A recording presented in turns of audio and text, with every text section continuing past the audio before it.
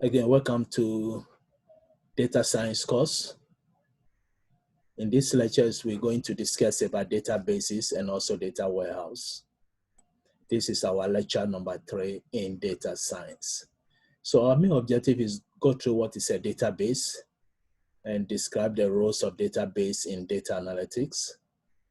Also, we're going to learn what is a URD, which is entity relationship diagram. Normally, we use that to design our database system. Also, we're going to compare and construct the conceptual, logical, and physical data models. So we can use the ERD again to design the conceptual data models. Also, we're going to compare and construct databases, data warehouses, and data marts and data lakes. Also, the purpose of data normalization, which is again to reduce the redundancy concept. Also, we're going to compare and construct different types of databases, such as relational, non-SQL, object-oriented, and also graph databases. Again, this course is not a database course, so we are going to use only one lecture to cover everything in database.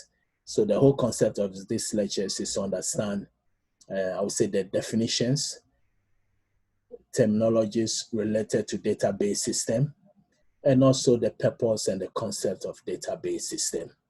In computer science, we have a special course for database management system that runs for a whole semester. But again, this course is data science. We are going to spend just a few lectures here, not more than 1 hour, to learn about database. So here we say, what is the role of database? We said at the heart of most data applications, we have databases. For example, let's assume in a e-commerce, again, in e-commerce, when I'm interacting with a company's website to buy an item, most likely the company have a database system where all the information of the items are stored. So most likely we are going to interact with a database system. Even if a company have a data, it has to be stored in a database system. For example, a company have employees working, they need to, again, store employees' information, such as social security number, number of hours worked, last name, etc. So this must be stored in a database system. Inventory of the company information will be surely stored in a database system. And we can use the database system to keep track of the level of the inventory if items are in shortage or we have. So here we say whether an application analyzes big data or mines data using machine learning or drives a real-time dashboard, data is at the center of processing performed. So most, again, even machine learning algorithms, we still need the data. Data mining concept, we still need the data to perform our task. So this data must be stored somewhere. And here we say for the past 50 years, relational, which is a table-based database system, have been the mainstay of data operations. So relational database is one of the common database systems that we have been using for the past 50 years. And also because the developers normally use SQL, it's a sequential query language, to interact with relational database, developers generally refer to relational database as SQL databases. So SQL is more or less like a script that we can use to either create a database object or to interact with data in a database system. So with the advent of mobile and web applications that frequently deal with documents, videos, audio files, and other unstructured data, now developers today often tend to NoSQL. So mostly in the SQL or relational database system, the data must be well structured. So it will be like a table form, rows and columns. But we know audio or video data most likely will be unstructured. We cannot, again, arrange it in tables and rows and columns and fields. So this brings us the idea of using NoSQL database. most common one today is called a MongoDB or Mongo database. So to align the database operation with object-oriented programming practices, also database developers have implemented object-oriented database management system. So the object-oriented database management system use the concept of having classes and objects. So data are being seen in the form of an entity object with its attributes or characteristics and etc. So again, we may discuss that one later on. So although such databases have not yet achieved tremendous market adoption, key database solutions such as Oracle now integrate object-oriented concept into their query language. And also finally, the real-world objects have a wide range of relationships, which traditionally databases cannot really represent. As such, developers are starting to migrate to graph databases, which are designed to handle such numerous relationships. Again, this lecture introduced object-oriented and graph databases. Again, by the end of the lectures, we're going to discuss the difference between graph database, object-oriented, and relational database. So the first concept here, we're going to talk about understanding data clustering. So we know often one of the first steps in data analysis we perform when analyzing, again, a new data. And the first thing we should do is to decompose a large data set into a smaller groups or related data elements. And this concept is called the clusters. So the concept of clustering is that an item in one cluster more closely resembles other items in that cluster than it does item in another cluster. So in clustering system is data that are related to each other or they are almost the same will be clustered as one. Data that are different form will be in different clusters. So clustering normally uses what we call the unsupervised learning in machine learning algorithm, and it works with unlabeled data. Unlabeled data means we don't have a training data to train a model. So we don't have the target variable, the output. This has not been assigned. So the goal of clustering is just to group the data based on their likeness, or if the data are similar. So business also uses data, uses clustering, data clustering. So example here we say assigning customers to a market segment. So a customer that spend maybe more money or live in a specific region can be assigned to a specific market segment. So two customers with two different attributes or profiling will be assigned to different market segments. So in this case, we may have different clusters. So here we say assigning website users into groups based upon their on-site behavior. So here using a website, if two groups are performing the same way or two users are performing the same, have the same pattern of visiting website, then we can assign them to one cluster. If two users are patterns are different, profile is different, the website visitation is different, then most likely we assign them to different, again, website, or in this case, different clusters. So grouping cells by underlying the product inventories. Also clustering results for search engine to better match user requests. Also clustering housing and sensor data and more.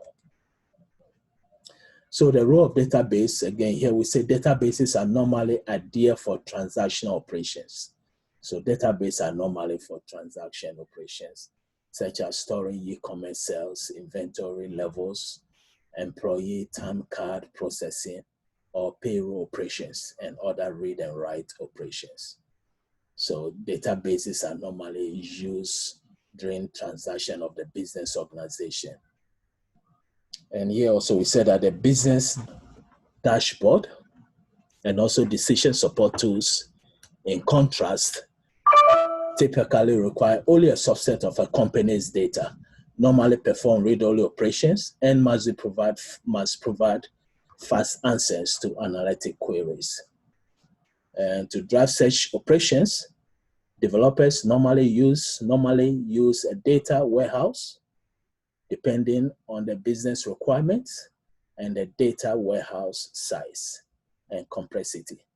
Developers often decompose the data warehouse into smaller, specialized data mods.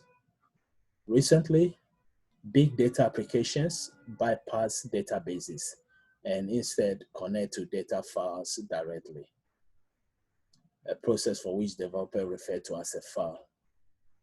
And this is also called a data lake. Such processes were suited for interacting with large binary objects, as well as, again, audio and also video.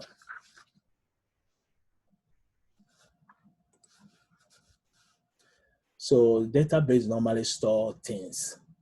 And in database system, we use the term entity. So entities can be any item. Normally we can say entities refer to any object.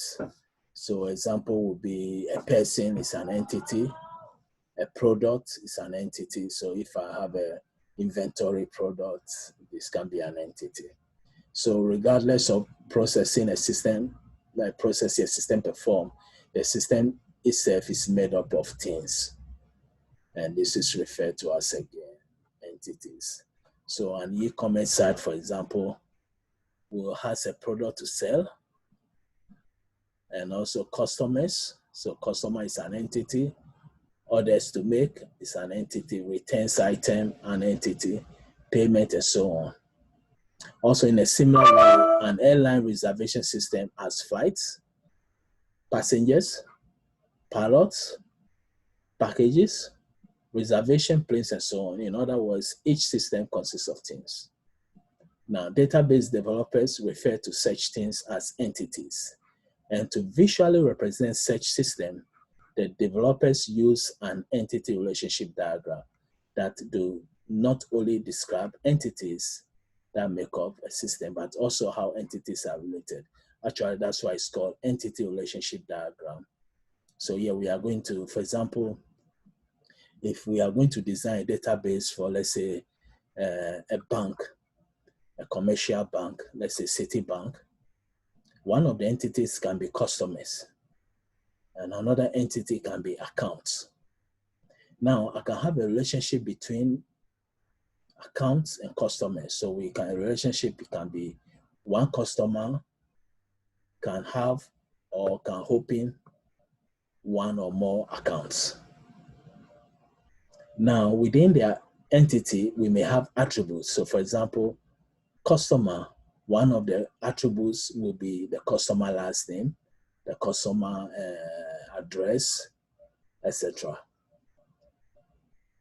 And account also may be account type, the account number, account balance, etc. So we may again go a little bit detail on this as we go. So first we should understand the relationship cardinality.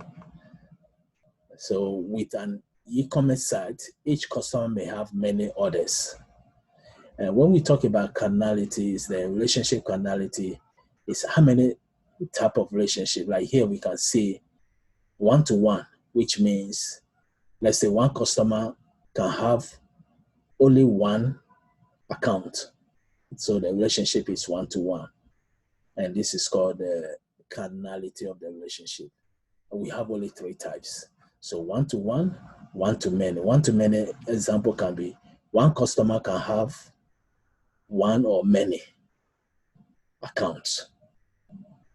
But one-to-one means only one account. Many-to-many is not too common. So sometimes when we have many-to-many, we try to break it down to look as one-to-many. So many-to-many can be many customers can have many accounts, or one or many customers can have one or many accounts. So these are again the three main cardinalities here. relationship cardinalities in a database system. So here we say within an e-commerce site, each customer may have many orders. Now, each order in turn may include many products.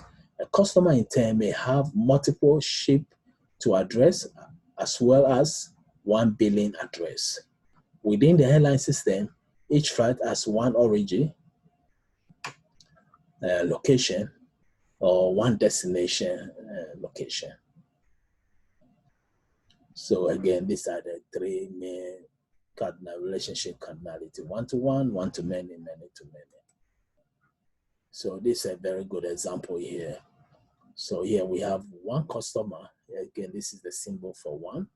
One customer orders many products. So we have a relationship between one customer and an orders. We also have a relationship between orders and products. So here we can say one customer can order one or more, can make one or more orders. And many orders can have many products. And also, actually, this is more better for us now. So here you can see that it's the same, but here we didn't include the verb, the relationship type. So this means one customer places many orders. Many orders contains many products. So here we have one-to-many relationship, and between orders and products, we have many-to-many relationship. Normally in database system, we develop the relationship between entities following the business rule of the organization. So if here the business rule of the organization said, customer can order only one item, cannot order more than one item at a time. So which means one customer can place only one order. So the relationship will be one-to-one instead of one-to-many. So again, most of the relationship type between entities are derived from the business rule. So we have two different types of entity relationship diagram, the symbols that they use. So the first one we have here is called a chain entity diagram. You can see that here, the square box represent the entity, and the diamond normally represent the relationship. And normally the diamond always will be a verb, and the entity most of the time will be a noun. So here we can see, and also M means many. So here we have many customers, places many orders, or many orders contains many products. So this is a symbol for chain entity diagram. And this is how it looks. So here, here we don't have no attributes, just the entities and their relationship. Now, when we have the attributes, we use something like an over around the table. So this is the entity customer. Customer can have customer ID. Actually, that would be our primary key field.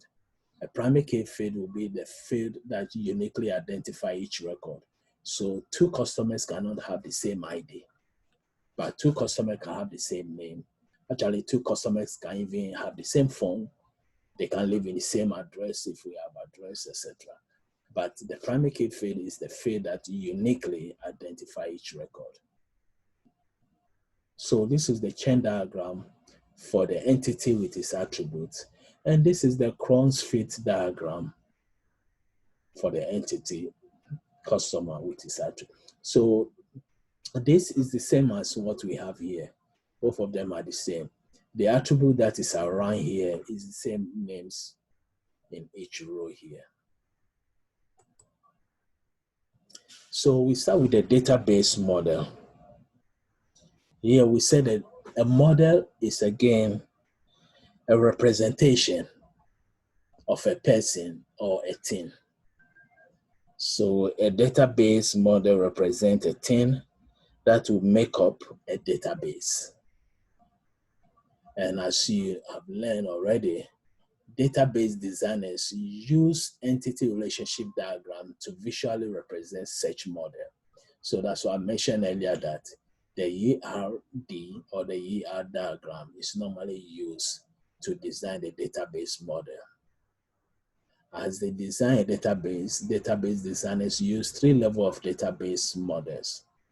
So we may have the conceptual database model. In this conceptual database model, normally we don't go in detail.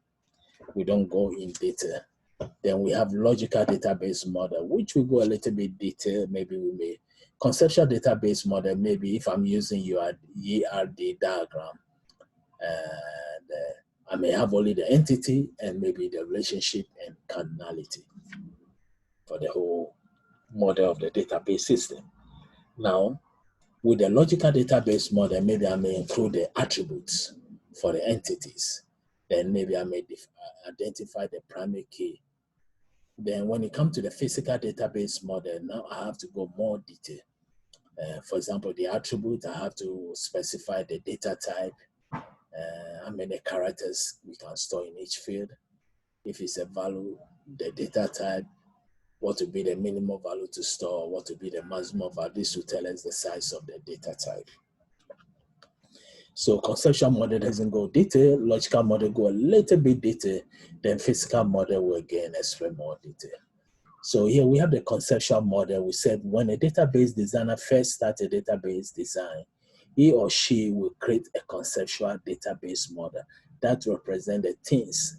The things are again the entities that will make up the system. You might think of the conceptual model as a 10,000-foot view of the database. And that's the big picture. And then this model includes the entities and their general relationship, but does not include entity attributes. So example, we can see here we have all the possible entities we made for our database system. So what we mean by, for example, I have a company, let's say a bank again, and I want to design a database. I have to come up with a conceptual model. The conceptual model will help me to know the number of tables or relations I will need for the database. So I may have one database system with maybe 50 or 10 entities. These entities become the table. So if I want to store information about customer, I'll go to the customer table. If I want to store information about employee, I'll go to the employee table. So here they say you might think of the conceptual model as 10,000-foot view of database, a big picture. The model includes entities and their general relationship, but we are not going to include their attributes. Now, depending on the database designer, the conceptual model may include cardinality also. So here we can see we don't have the cardinality. Cardinality will tell us the type of relationship between the entities. So here we move to the next logical model. So you can see here in logical model, surely we're going to show the cardinality. Not only that, but we also show the fields. So after the database designer create the conceptual database model, he or she will provide the next level of detail using the logical model that include entity, again, attributes.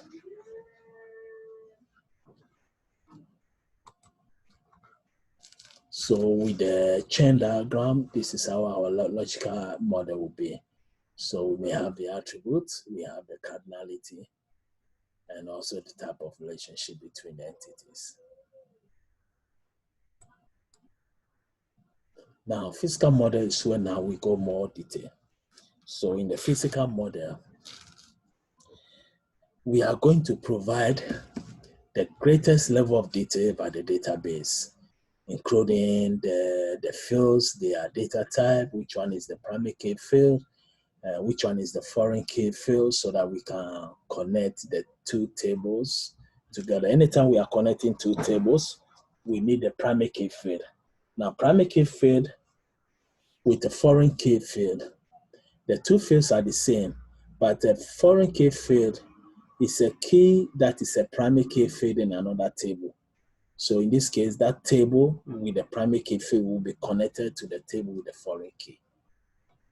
And this is how we try as best as possible to again create have a relationship between the entities.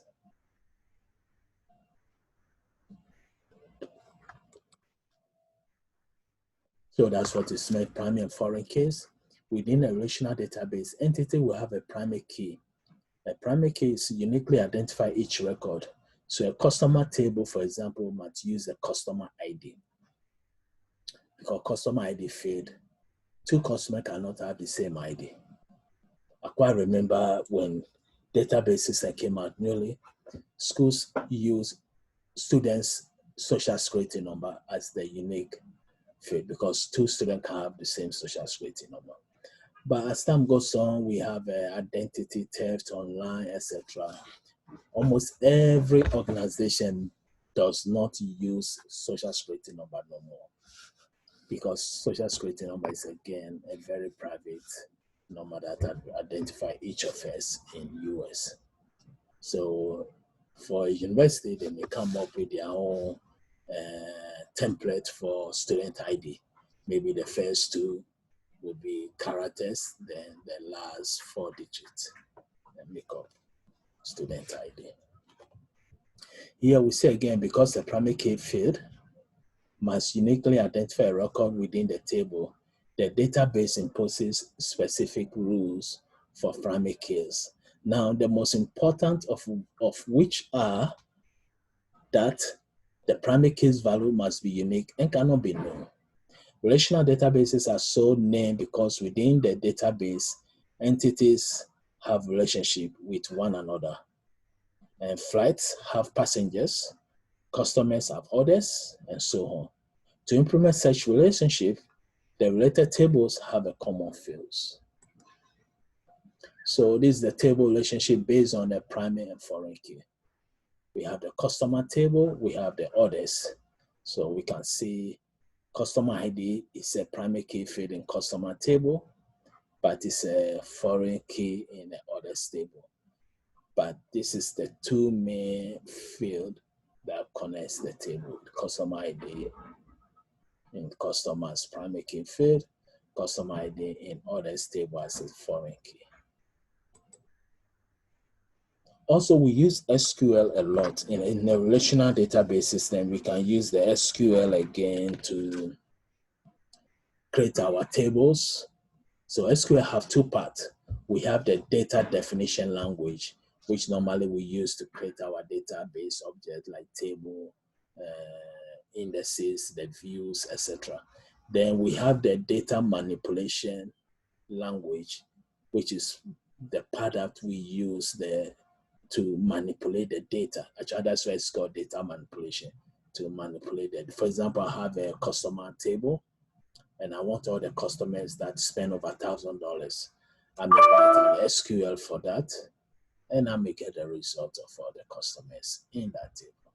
So this example of SQL, here we are using select. Select is a manipulation, so it's like a query. So here I'm going to select order ID, customer name, and order date. So these are all fields. And the fields are in, let's say, the O table. So that's why we have O dot order date. Then C table, maybe C dot customer name. Then O again, O dot ID. You can see from orders O. Then we join, since it's two tables, we have C table and O table. We use the inner join customer C on. This is the condition. We are joining the primary key field, customer ID, and equal to customer ID. So customer ID will be a let's say a foreign key in object table or table, and C table to be the primary key or foreign key. So this is a very good example of SQL. And what this SQL is doing is going to select the data from this field, order ID in O table, customer name in O table, C table, and order date in O table. And this data will come from two tables. One table is the orders O, and the second table is the customer C. But we want to join the two tables together. So we have inner join, and we use the customer ID, primary key field, and foreign key in one of the tables C and O. So here we have again primary keys and foreign keys. So we have our customers and we have our orders. So we have our customer ID, the data type, whether it's PK stand for primary key. We have the name, the data type, the phone, the data type, ship to, the data type, bill to, the data type, credit card, etc. So these are the table name is customer. These are the fields, customer ID, name, phone, ship to, etc. And to the left, that will be the data type of each field or attribute. And we identify which one is primary key.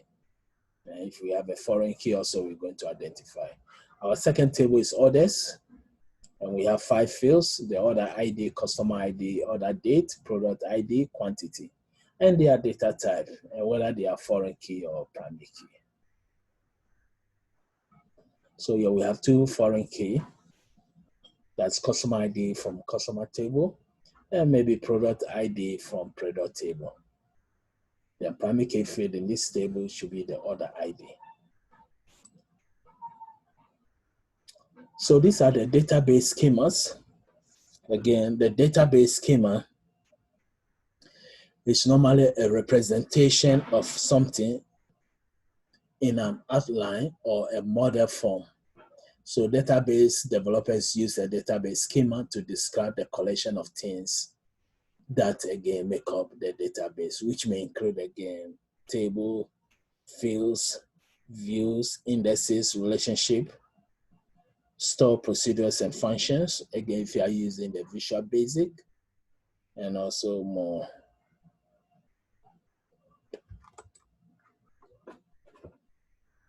So the year they previously show visual represent several schema components. Example, the table, the fields, the relationship, the primary and foreign keys. SQL developers, when asked to provide a database schema, will often provide the create table queries used to create tables and the query code for store procedures, functions, views, as well as index definition and so on. So anytime we hear the term schema, we should think structure as opposed to data. So next is very important in database design process, normalizing a database table. The main reason why we normalize a database table, again, is to reduce redundancy. I don't want to enter the same field over and over again. And also I want the field that I enter should be scalar. A scalar type means we have this, the lowest unit, and that make it more easy for us to use our SQL to manipulate the data. For example, if I have a field for customer name and I say the first name and last name together, it's very difficult to write a query and now trying to get the name, because in this case the name will be 2, first name and last name. So it's better I should have a field for first name, a field for last name. Then I'll call both separately, which is more efficient. So here we see as you work with database data, a term you will encounter is the database normalization. Although the task of normalization is performed by the database designer, you should have a general understanding of the process. So to normalize data, the designer will decompose. So anytime we normally have from first to fifth normal form. We have the first normal form, second normal form, third normal form, then Boise code normal form, then the last normal form, which is fifth.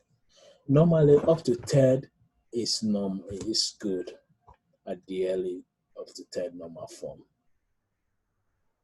And the goal of again normalization is to reduce redundancy and also increase the speed or optimization of the databases, especially retrieving data or accessing the data, etc. So to normalize the data, the designer will first decompose a table. As I said earlier, again, to move from first to second normal form, we have to decompose a table. So decompose a table into one or more related tables. When developers later perform query operations, they will use the SQL join to temporarily join the tables together. Now, the process exists to reduce possible errors during insert, update, and delete operations. Now, to normalize data, the database designer achieves specific table criteria that place a table into a specific normal form. Now, there are many types of normal forms. We will cover only the first three. Achieving the first normal form is relatively easy. Then, in order to go to second normal form, you have to achieve first normal form before, then you go to second. In order to go to third, you have to achieve second before you move to third. So here we see achieving successive normal form becomes increasingly difficult. At a minimum, developers strive to achieve at least third normal form. Third normal form is very good. So first we start with the first normal form, which is 1NF. First normal form normally tells us that every attribute in the table should be in its lowest unit or scalar unit. So here we say the first normal form requires that each attribute, the column in the table, be atomic. So that's another terminology we can use. Atomic means the field is in its lowest unit. In other words, the table has no array-like data, like last name and first name together in one field, or address, the street, and the street name and zip code are all together in one field. No. So in the case of the university table, the three format attributes are not atomic and are thus problematic. Given the three fields, a record must have values for all three fields. A second record may have values for two of fields and not one, yet another record may have a value for only one of the fields or possibly none of the fields. So now, to resolve this issue and to place the table in first normal form, we have to decompose the table into two tables, removing the format fields from the first table and placing them in their own table. So this example given here, we can see that we have the attribute for class title, the school hours format 1, format 2, format 3. And we say this is not in first normal form because we want to separate, for example, the class title, we can have either the first, face-to-face, the first format, or the second format is online. So why can't we just make this as the class title with the school and hours? Then we have the format, the class title with the type of format.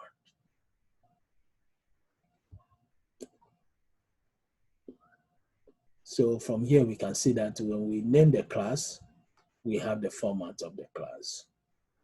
When we have name the class title, we know what school they offer and the hours. So then we move to the second normal. So in order to get a second normal form, first your table have to be in first normal form. And then make sure that all the attributes be dependent only on the candidate key. Which means, for example, if I have this field here, I don't want instructor to depend on a topic. Let's say the candidate key in this case will be the grade level or whatever the candidate. So what we want to do is that all the fields here should depend only on the candidate, not within each other. So we say the second normal form, that the table be in the first normal form and that all the attributes be dependent only on the candidate key. Consider the table for which the table's candidate key is the class title. So in this case, the school attribute depends on what? On the class title. Likewise, the instructor attribute depends on the class title. As that's the topic, format and grade level attributes, also the instructor and time attributes however, depend on the class data format. So this is more or less, we say, the dependency. We don't want non-key field to depend on another non-key field. We want all the non-key field to depend on the key fields or the candidate key. Now, in the third normal form, the keyword is what we call the transitive dependency. We have to remove transitive dependency. So finally, to place a table into a third normal form, the table will be on the second normal form already, and also we'll make sure there's no transitive dependency.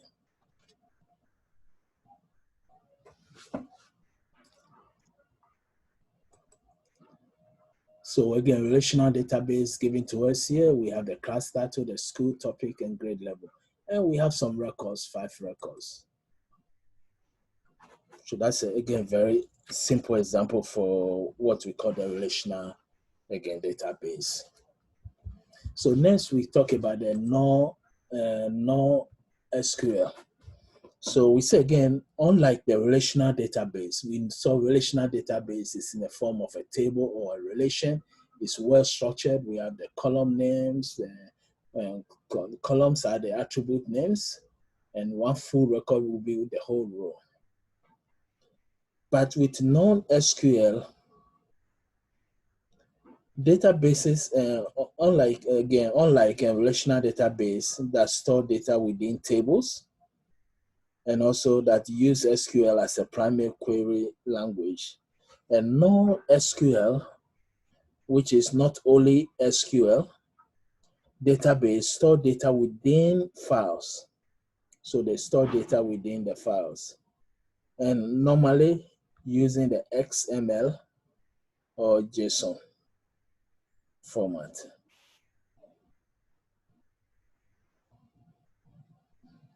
So here we can again say the NoSQL analytics, examine NoSQL database operations in detail.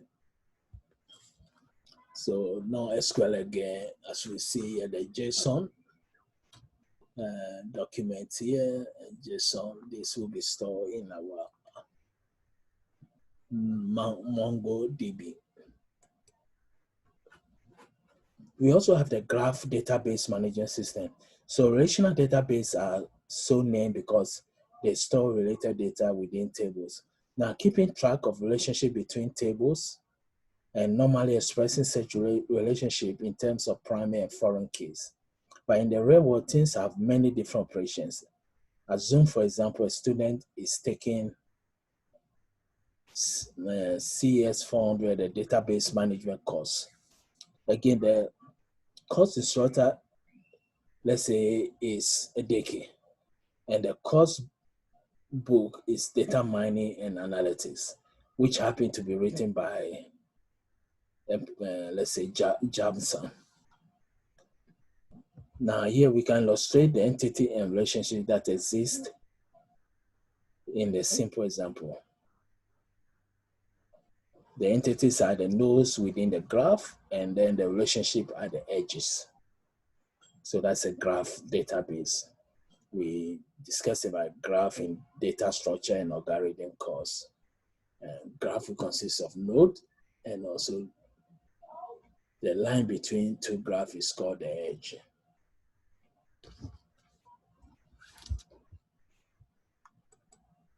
So graph databases, again, are designed to store entities and relationships.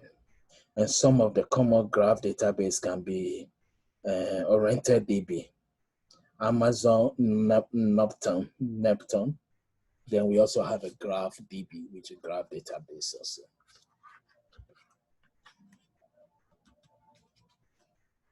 So next we move to the online analytic process.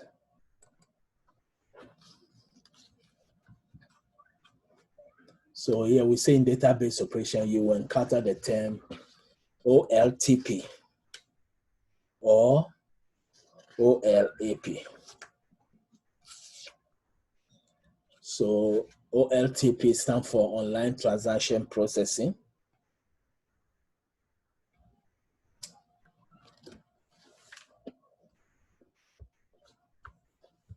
So because again, it's called online transaction processing. And online transaction processing are normally related to applications that perform database transactions such as e-commerce site. E-commerce site can track product sales, and the airline reservation system that also track the flights, passengers, and so on. The OLAP stands for Online Analytic Process. It includes reporting, dashboard, and decision support tools. Normally, an OLTP database is the data source for OLAP operations. So as again, we read about database operations, we are going to encounter the term OLTP and OLAP. It's very common again in database systems. So next, we should know what is data warehousing. And most companies have a database that stores transactional data. So database will be your everyday operations data are stored in transaction. Data warehouse will be where we store our historical data that we don't do transaction on it. So for example, a company may have a policy that when at the end of a week, they may transfer their transaction data to data warehouse, or at the end of the month, it depends what period. Now, when the data is in the data warehouse, most common tasks we will do on it is to analyze it, like data mining, find some pattern in the data that can give us some decision or make it possible for management to make decision or predict something. So most companies, again, always have a database that stores transaction data such as product sales, shipment, or inventory levels. Although such databases could be used for analytics, their design and structure are not optimized for high performance data analysis operation, and also decision support and dashboard operations. In addition, database developers will not want to add the overhead of such analytic operation in their transactional database. So furthermore, it is common now to have database at many locations, possible across the country. We can consider that. So the main goal of again data warehousing is again to store historical data. So these are some of the questions to ask when designing the data warehouse. What reports are required? What and where are the source of data, where the data is coming from? And how frequently will new data be collected and loaded into the data warehouse? And how many users will simultaneously access the data warehouse? To what data will different user types such as the finance, sales, and operation have access? And also how to extract, transform, and load. This is one of the common operations in data science, ETL, extract, transform, and load. Operations be performed. Then what data modes are required? How are the reporting, analytics, decision support tools, and dashboard needs expected to change in the future? How will the data warehouse be backed up, and with what frequency? What factors influence the data quality? Who owns the data, and who are the primary stakeholders? Who will test the reports, analytics, and dashboard to ensure quality assurance? So we have again data warehouse as a service also. And this is again example of what we call the snowflake.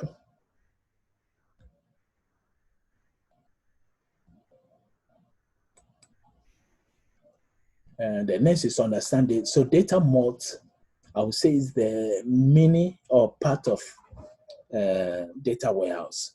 So a data warehouse consists of company-wide data from all the departments. Data used to represent company as a whole. And as we know, companies consist of different organizations, even different departments such as maybe sales department, manufacturing, inventory department, maintenance department. concept. So a data mart is a simplified component of a data warehouse that focuses on such individual business group or organization. So here we say data mart is simplified component of data warehouse that focus on the individual business groups. So we have the data warehouse star schema. And the concept here also is that we know normalization process required to support transaction processing. So normalization support transaction processing. Now, data warehouse designers will normally use a different schema design that uses fact and dimension tables. So a fact table is a compact table that describes a transaction or aggregation combination of transaction totals. In the e-commerce example, a fact table might describe orders as shown.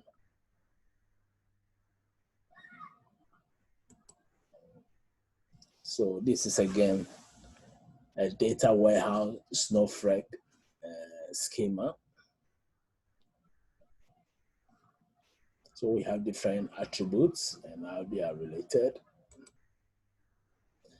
And the next section is understanding what is a data lakes. We say as we discuss data, we may encounter the term data lake. Now, a data lake stores data outside of a database, normally in a file. So a data lake stores data outside a database, normally. A file that implements a data lake can use structured format. So for example, we can use the XML or JSON, which is the JavaScript object notation. And also it can be unstructured using large binary objects.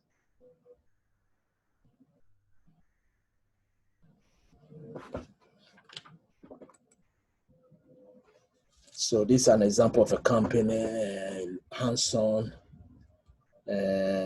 lucid chart. So creating an entity diagram using a lucid chart.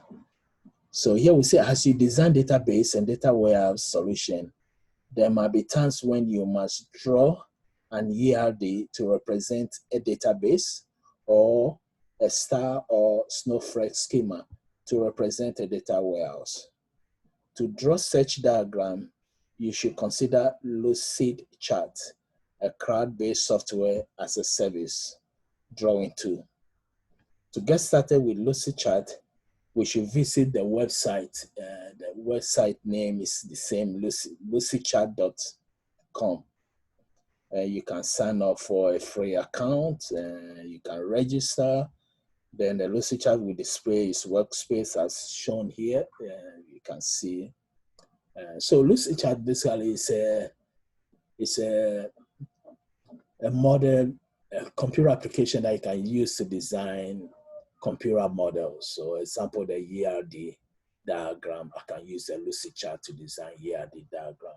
In this course, we are not going to give lectures on it. This is not a database class and it's a long process, but here just to have the idea. And if you want to do a project using a database concept and you decided to use the Lucid Chart, again, the website is the same as the name here. So it's www.lucidchart.com. It's free, but you have to register for it to get access to it, and you can use it to design. In this case, we are doing database, so you can use it to design your entity relationship diagram. Now, if you are doing programming, you can use it to design your data flow diagram or class diagram, etc. So it's like a model creation development application. So we're going to end somewhere here. And before we end here, we will go through some of the terminology we learn. So we should know what is a cardinality. Cardinality is the relationship type of database models. We have three types: one-to-one, one-to-many, many-to-many. We should also know what is a conceptual model. This is when we design the database system, but we don't go detail. Most likely here we identify all the entities and how they are connected. Then we have what is called a Crown's Fate. It's a design diagram structure that we can use to design the ER diagram also. This time not using an application like a heuristic chart, but here we can use pen and paper. Then data anomalies means inconsistency that occur within data due to duplicate or unnormalized data. So we may have two entity. One entity said that balance is 200, another entity said the balance is 300. They are inconsistent. That would be a data. And this is created maybe due to duplication or deleting or updating of data. We should know what is a database. A database is a collection of data. It's different from database management. Database management system is the software that you are going to use to manage the data. First, to create the database system, if it's a form of relational database, and store data in, manage the data. Then also we saw the data lake, which we normally again use design our collection of data outside the database, store in more natural form. Then data mart is a specialized data warehouse that contains information for a specific group. Then data warehouse will be for everything. A database automates for reporting this decision support and other analytic operations. Then entity, a term for a thing or object. Entity relationship diagram. We talk about that. This is our drawing that represents the entities and also the relationship between the entities.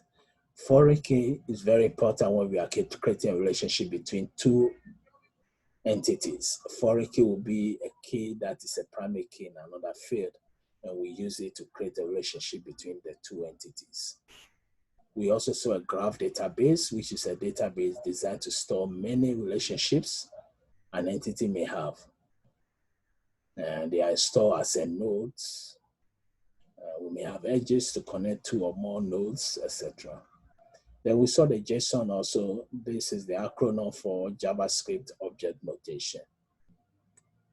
Then the NoSQL database, we use JSON a lot.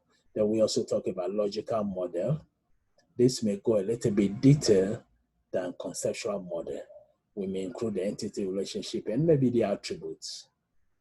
Then normalization is a process of refining or trying to decompose our data into one or more tables. And the goal is to reduce redundancy. NoSQL, that's an acronym for not only SQL. Here we can store data without using a table or SQL concept.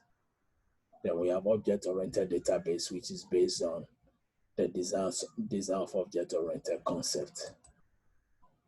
Then we talk about the OLAP or OLTP, object-oriented database management system.